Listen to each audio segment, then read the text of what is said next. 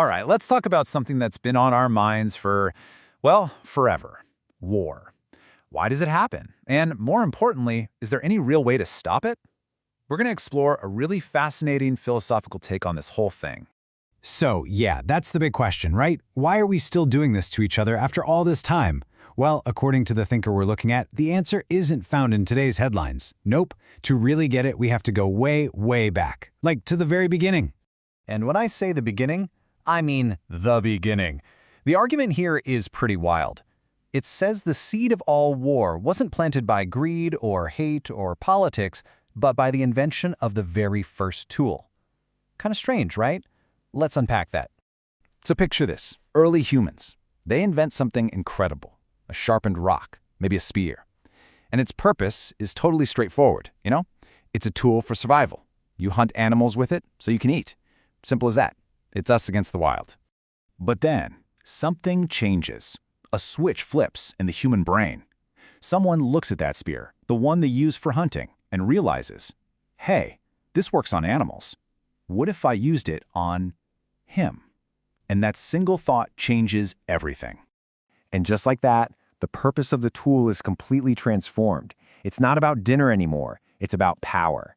It becomes a way to make someone else do what you want, to shut them up, to force them to obey. And this quote just puts it so brutally, so clearly. You hunt animals for food, right? But why would you hunt another human? The reason given is chilling, to make them stop talking back, to win the argument by silencing the other person. And that right there is the spark that lights the first fire of conflict. Okay, so we have the spark. But a spark is just a spark, right? What's the fuel that turns it into this massive, uncontrollable wildfire we call war? Well, the argument boils it down to two really powerful ideas. First up, it's the fight over stuff. You know, land, water, resources, you name it. And this whole conflict really kicks off with one of the most powerful and maybe dangerous words we ever invented: mine. Let me give you a really simple example they use, like a little story. So you've got one person, and they say, see this land? It's mine. That means the spring on it, the water, also mine. Then someone else shows up, and they're just incredibly thirsty. They need that water to live. So, who's in the right here? Is it the person with the deed, the one who legally owns it? Or is it the person who's literally dying of thirst? See the problem? Both of them feel they are 100% correct. And when you have two sides that are absolutely convinced they're right, well, that's when things get violent. All right, so the second driver, this one might be even more explosive than the first. This isn't about owning stuff you can touch. It's about owning ideas. It's the battle over the one true way to live, to think, to believe. This is that dangerous impulse that says, my way is the right way, and everyone else needs to get with the program. It's the whole, we have to civilize the uncultured mentality. And what happens when those people don't want to be civilized? They're no longer seen as people with a different point of view. They just become a problem that needs to be solved. So you've got these two huge drivers of war, fighting over what's mine and fighting over what's right. But here's the real kicker. It's not that they just cause one war and it's over. No, the real tragedy is that they lock us into this awful, never-ending cycle. Think about it. We never really solve the root problem. We just invent better and better ways to fight about it.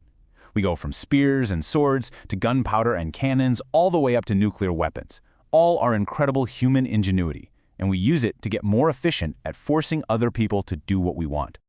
I mean, look at modern history. World War I was supposed to be the war to end all wars. But did it? Of course not.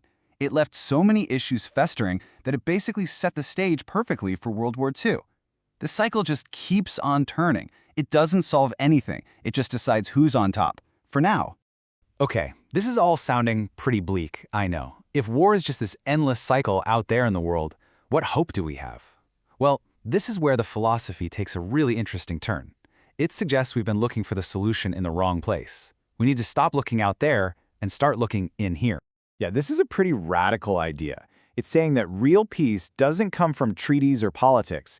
It comes from ending the war inside your own head. I mean, think about it.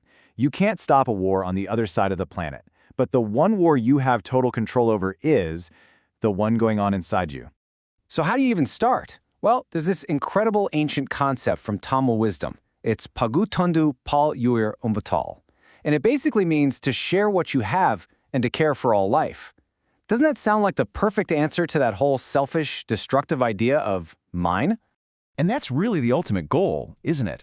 As the quote says, someone who truly knows themselves, who has found real contentment inside, they have no reason to go to a battlefield. Why would they? There's nothing out there they need to conquer. The war is already won, inside. So that's what this philosophy leaves us with. It's a question we all have to ask ourselves. Will the world's wars ever end if the war inside each of us doesn't end first? Where does peace really begin? Is it out there, or is it in here?